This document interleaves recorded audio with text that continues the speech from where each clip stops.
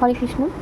আজকের আমি মেশিনের বিভিন্ন পার্টস সম্পর্কে বলবো, বিভিন্ন পার্টসের নাম এবং তাদের কোনটার কী কাজ সেটা সম্পর্কে বলবো। এটা আমাদের মেশিনের কাজ শেখার আগে খুবই গুরুত্বপূর্ণ একটা বিষয়, যেটা মেশিনের বিভিন্ন পার্টসের নাম এবং তাদের কাজ ব্যবহার আমাদেরকে জেনে রাখা খুবই প্রয়োজন। তো চলে আসো মেশিনে। তো এই হলো আমার মেশিন। আমি এই মেশিনে বিভিন্ন পার্টসপত্রের নাম বলবো। প্রথমে আমি ডান সাইড দিয়ে শুরু করি।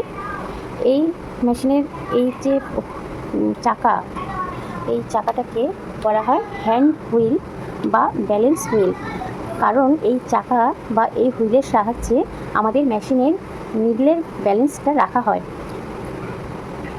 তারপরে আসি আমরা স্পুল পিন। এই অংশটাকে বলা হয় স্পুল পিন। এখানে দেখতেই পাচ্ছ যে এখানে স্পুল পিনে একটা সুতোর রিল আছে। এই স্পুল পিনের কাজ হচ্ছে এই সুতোর রিলটাকে ধরে রাখা। যদি এই স্পুল পিন না থাকতো বা এই সুতোর রিলটা আমরা কোথায় রাখতাম, রাখার জায়গা হতো না, তাহলে আমাদের সেলাই করতে খুবই অসুবিধা হতো। কোনো কোনো মেশিনে এই রকম জায়গাতেও একটা স্পুল পিন থাকে, যদিও আমার সেটা নেই আমার মেশিনে। তো এই অংশটাকে বলা হয় স্পুল পিন। স্পুল পিনের কাজ হলো সুতোর রিলটাকে ধরে রাখা। এরপরে আসি ববিন উইন্ডার। এই টোটাল এই জায়গাটাকেই বলা হচ্ছে টোটাল ববিন উইন্ডার। এই ববিন উইন্ডারের কাজ হচ্ছে ববিনের সুতোকে গুটানো। আমরা এইটার সাহায্যে ববিন উইন্ডারের সাহায্যে ববিনের সুতোটাকে ববিনে গুটাতে সাহায্য করে এই ববিন উইন্ডার। এরপরে ববিন উইন্ডারের এই যে চাকা, এই কালো একটা চাকা, এই চাকাকে বলা হয় ববিন উইন্ডার ফ্রিকশন রিং। এটা ববিন উইন্ডার, এই সম্পূর্ণ জায়গাটাকে বলা হচ্ছে ববিন উইন্ডার। আর এই চাকাটাকে, এই যে কালো রঙের যে ছোট্ট চাকা, এই চাকাটাকে বলা হচ্ছে ববিন উইন্ডার ফ্রিকশন রিং। ঠিক আছে। তারপরের অংশ আমরা খুবই গুরুত্বপূর্ণ একটা অংশ, সেটা হচ্ছে স্টিচ রেগুলেটর। এই অংশটাকে বলা হচ্ছে স্টিচ রেগুলেটর। এইটার সাহায্যে আমরা স্টিচ ছোট বড় করতে পারি। কখনো বড় লাগলে বড়, ছোট লাগলে ছোট, আমরা স্টিচটাকে ছোট বড় করতে পারি এই স্টিচ রেগুলেটরের সাহায্যে। আর এই স্টিচ রেগুলেটরের এই যে মাঝখানের যে স্ক্রুটা, এই যে স্ক্রুটা, এটাকে বলা হয় স্টিচ রেগুলেটর লক স্ক্রু। এটাকে বলা হয় স্টিচ রেগুলেটর লক স্ক্রু। আর এই যে আমাদের এই যে অংশটা, আমরা এটা ট্যাগ দিতে, মানে জোড়ার মুখে পাকা সেলাই দিতে আমরা এটাকে ব্যবহার করে থাকি। এটাকে বলা হয় স্টিচ রেগুলেটর লিফটার। স্টিচ রেগুলেটর লিফটার, এইটার সাহায্যে আমরা জামা কাপড়ে ট্যাগ দিয়ে থাকি, বা ওই আগা বা পরের অংশটাকে আমরা পাকা মুখ দিয়ে যে পাকা সেলাইটা দেওয়া হয় বা ট্যাগ দেওয়া হয়, সেটা হচ্ছে এইটার সাহায্যে। এটা হচ্ছে স্টিচ রেগুলেটর লিফটার। ঠিক আছে। তারপরে আমরা আসবো এই অংশটা। এই অংশটাকে বলা হয় ববিন উইন্ডার থ্রেড গাইড। এই অংশের একটা কাজ আছে। এই অংশটাকে আমরা যে এই ববিন উইন্ডারে, এখানে আমরা এই জায়গাটাতে আমরা ববিনটাকে আটকে দিই। এটাকে তুলে এটাকে আমরা ববিনটাকে আটকে দিই। তারপরে আমরা যে এইখানে এই যে স্পুল পিন থেকে সুতো আমরা এই ববিন উইন্ডার থ্রেড গাইডে নিয়ে আসি। এখান থেকে সুতোটা তুলে এই ববিনে এখানে নিয়ে এসে তারপরে আমরা এইভাবে প্রেসার দিয়ে ববিন উইন্ডারটাকে চেপে ধরি, আর আমরা প্যাডেল করতে থাকি। তখন সুতোটা আপনা আপনি উল্টে পড়ে। দেখো, আমি একটুখানি দেখাচ্ছি যে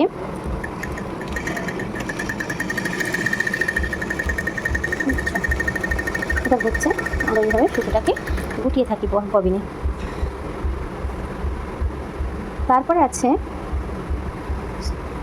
এই অংশটা স্টপ মোশন স্ক্রু।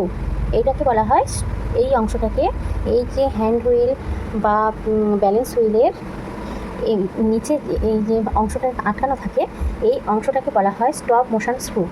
এই অংশটাকে বলা হয় স্টপ মোশন স্ক্রু।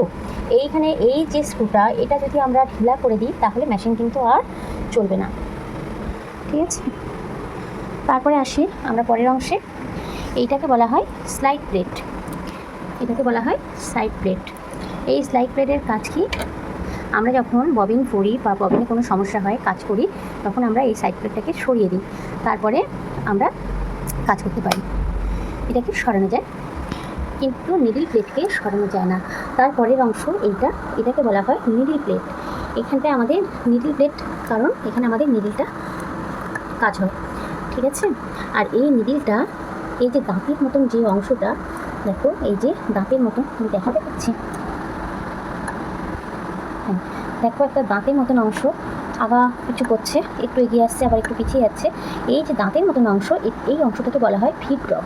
এই ফিড ডগের কাজ হলো কাপড়টাকে সামনের দিকে নিয়ে যাওয়া, হ্যাঁ। আর এইটাকে বলা হয় নিডল প্লেট, ঠিক আছে। আর এই ফিড ডগের মাঝখানে দেখো একটা ছিদ্র আছে, যেখানে আমাদের নিডলটাকে ববিনের সুতো তুলে এনে স্টিচ করা হয়।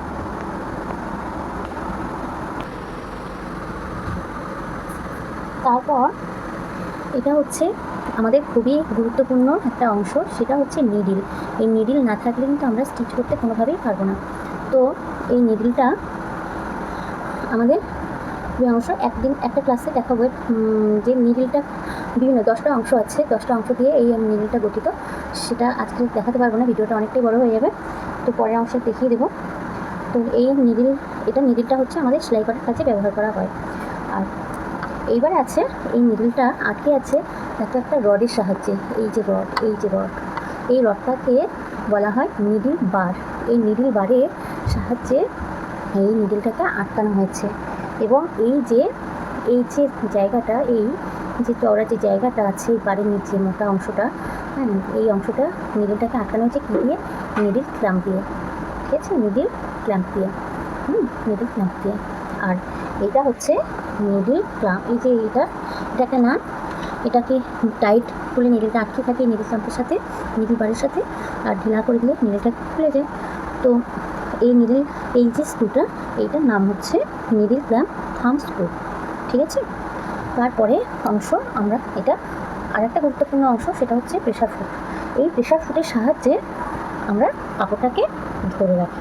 ফিড ডগের উপর কাপড়টা দেওয়া হয় নিডল, তার উপরে কী হয়, আমরা প্রেশার ফুটটাকে চেপে দিই, অনেকে চাপ বলে, কিন্তু এটার আসল নাম হচ্ছে প্রেশার ফুট, ঠিক আছে। তো তারপরে সেলাই করা হয়। তারপরে আছে এটা হচ্ছে প্রেশার ফুটটাও একটা রডের সাহায্যে আছে, এটাকে বলা হয় প্রেশার ফুট বার, ঠিক আছে। যেমন নিডল একটা রডের সাথে আছে, সেটাকে যেমন নিডল বার বলা হয়, আর এটা প্রেশার ফুটটাকে ধরে রেখেছে, সেই জন্য এই রডটাকে বলা হয় প্রেশার ফুট বার, ঠিক আছে। আর এখানে যেমন আমি দেখিয়েছি, এখানে একটা স্ক্রু আছে যেটাকে নিডল ক্ল্যাম্পটাকে আটকে রেখে দিয়েছে, নিডলটাকে আটকে রাখতে সাহায্য করেছে। এখানে একটা স্ক্রু আছে যেটা প্রেশার বারের সাথে প্রেশার ফুটকে আটকে রাখতে সাহায্য করেছে।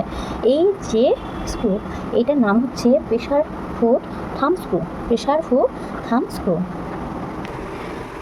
আর দেখো এখানে এই যে তার, এই যে হুকের মতন যে অংশটা, এই হুক, তারপরে এখানে এই হুক, হ্যাঁ, তারপরে এখানে এই হুক, ঠিক আছে, বা এই যে ছিদ্র আছে, এগুলোকে বলা হয় থ্রেড গাইড, ঠিক আছে। কী বলা হয়? Thread guide.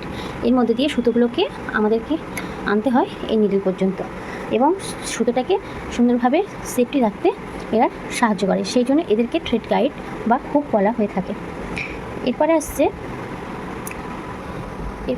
এই অংশটাকেই বলা হয় টেনশন রেগুলেটর। এই যে এখান থেকে এই পর্যন্ত যে অংশ, এই অংশটাকে বলা হয় টেনশন রেগুলেটর। টেনশন রেগুলেটরে কিছু অংশ আছে, সেগুলো ভাগ করে বলে দিই। এইটাকে বলা হয়, এই যে নাট যেটা দিয়ে আটকানো আছে, এটা কমানো বাড়ানো যায়, এটাকে বলা হয় ঢিলা করা যায়, টাইট করা যায়, এটাকে বলা হয় টেনশন নাট। আর এর পিছনে এই যে স্প্রিংটা আছে, এই স্প্রিংটাকে বলা হয় টেনশন স্প্রিং। আর এইখানে একটা জিনিস দেখিয়ে দিই, এইখানে এই যে অংশটা, এই যে দুটো প্লেটের মতন যে অংশ, এইটাকে বলা হয় টেনশন ডিস্ক, ঠিক আছে। আচ্ছা, এর পরের অংশ, এই টেনশন রেগুলেটরকে অনেকে মেজারমেন্টও বলে থাকে। তো এটা আমাদের মেশিনে খুবই গুরুত্বপূর্ণ একটা বিষয়। এই টেনশনটা, মানে টেনশন রেগুলেটরটা যদি না সঠিক থাকে, তাহলে আমাদের কিন্তু অনেক রকমের প্রবলেম হয়। আমাদের সুতো সেলাই হচ্ছে কি ভালো পড়বে না, সুতো বারবার কেটে যাবে, ঠিক আছে। তাহলে আমাদের পারফেক্ট থাকতে হবে টেনশন রেগুলেটর। তারপরের অংশে চলে আসি, এই অংশটাকে বলা হয় থ্রেড টেকআপ লিভার। বলা হয় থ্রেড টেকআপ লিভার। এই অংশে দেখো একটা ছিদ্র আছে, এই ছিদ্রের মধ্যে দিয়ে আমরা কিন্তু সুতোটাকে পাস করি, ঠিক আছে। তো আমি এর পরের ক্লাসে দেখিয়ে দেবো যে কীভাবে মেশিনে সুতো পরানো হয়। তো তখন দেখবে এই থ্রেড টেকআপ লিভারের মধ্যে দিয়ে আমাদের সুতোটাকে পাস করাতে হচ্ছে।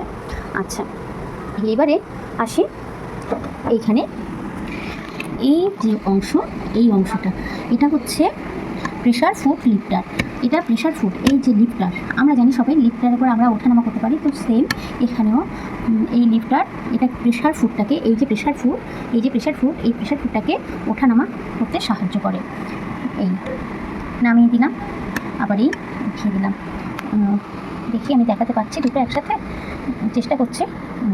এই দেখো, এই তুলে দিলাম, এই নামিয়ে দিলাম। এটাকে বলা হয় প্রেশার ফুট লিফটার। আর এই যে অংশ, এই যে ঢাকনার মতন যে অংশটা দেখো, এখানে এই একটা নাট আর এখানে একটা, এই দুটো নাট দিয়ে যে অংশটা আমাদের ঢাকা মেশিনের মানে এই অংশটা, এটাকে বলা হয় ফেস প্লেট, ঠিক আছে। এই ফেস প্লেটের এই নাট দুটো খুলে দিলে এখানে সমস্ত কিছুই মানে করা যাবে। দেখো এখানে আমাদের যে সুতো করানো হয় টোটাল, এখানে প্রেশার বার, নিডল বার সহ এটাকে আটকানো হয়ে থাকে যে জিনিসটা, সেটাকে বলা হয় ফেস প্লেট, ঠিক আছে। আজকের ভিডিওটি এই পর্যন্তই থাক। এরপরের ক্লাসে আমি নিডল সম্পর্কে বলবো, নিডলের 10টি অংশ, তারপরে সুতো কীভাবে পরাতে হবে মেশিনে, পরপর ক্লাস আসবে। তোমরা সাথে থাকো, পাশে থাকো, সবাই ভালো থাকো। আর ভিডিওটি ভালো লাগলে অবশ্যই লাইক, কমেন্ট, শেয়ার এবং চ্যানেলটিকে সাবস্ক্রাইব করে নিও। ধন্যবাদ।